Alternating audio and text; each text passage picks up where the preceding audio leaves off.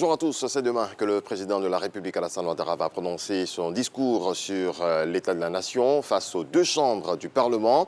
Sur le sens de cette communication, suivons les explications de Mama Traoré. Ce sera la deuxième fois dans l'histoire de la Côte d'Ivoire que les deux chambres du Parlement seront réunies en congrès pour une adresse du président de la République sur l'état de la nation.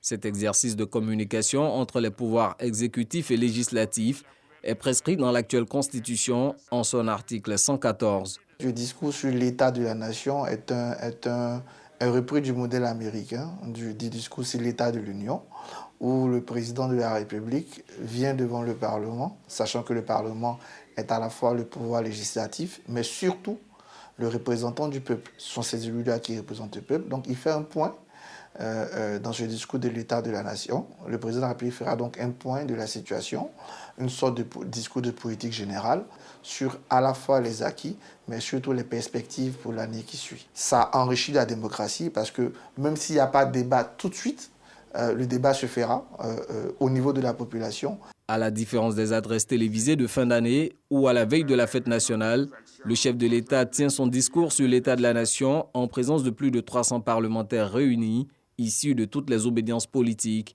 Dans ce contexte mondial marqué par des crises sanitaires, sécuritaires et économiques, il va sans dire que cette adresse suscite des attentes. Avec la crise internationale qu'on connaît en Ukraine, ça amène des difficultés et donc le président de la République aura sans doute l'occasion de nous rassurer aussi les positions ivoiriennes, nous rassurer aussi sur les mesures qu'il entend prendre pour que la Côte d'Ivoire résiste mieux à la crise.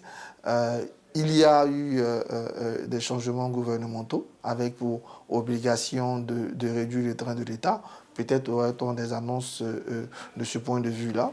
On peut avoir des annonces aussi autour de la Constitution. Par le passé, le Parlement, alors représenté par l'Assemblée nationale, avait accueilli des chefs d'État venus rendre compte de la vie de la nation. Le président Houphouët-Boigny s'est adressé en janvier 61 et en janvier 62 à l'Assemblée nationale qui était réunie. C'était des moments importants, surtout le discours de 62, qui était un discours où il avait expliqué en quelque sorte sa politique extérieure et les orientations de la politique intérieure. En 61, il était revenu sur le bilan de la première année, des premiers 6 mois en fait.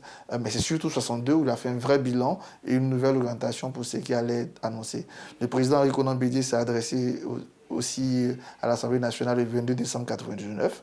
Désormais, cet exercice de redevabilité est consacré par la Constitution. Précision, le message du président de la République sur l'état de la nation ne donne lieu à aucun débat, comme l'indique l'article 114 de la Constitution.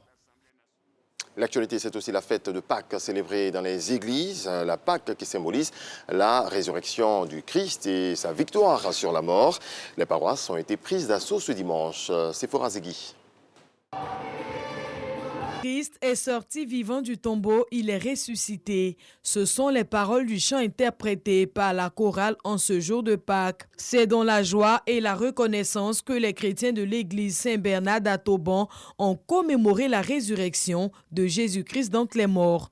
En ce jour de fête de Pâques, c'est vraiment l'occasion pour nous de venir fêter la résurrection du Seigneur Jésus-Christ qui est mort à la croix pour nos péchés, et c'est vraiment un moment important à fêter pour moi en famille et en église. Si la Pâque est une foi affirmée pour les uns, elle est une source de pardon, d'amour et de rapprochement pour les autres. Un événement qui produit pour nous un changement majeur, qui donne la grâce à l'humanité tout entière de faire l'expérience de l'amour de Dieu, et cet amour se traduit par le don total de Jésus-Christ, son Fils, et par sa puissance qu'il manifeste à travers la victoire qu'il a opérée sur la mort.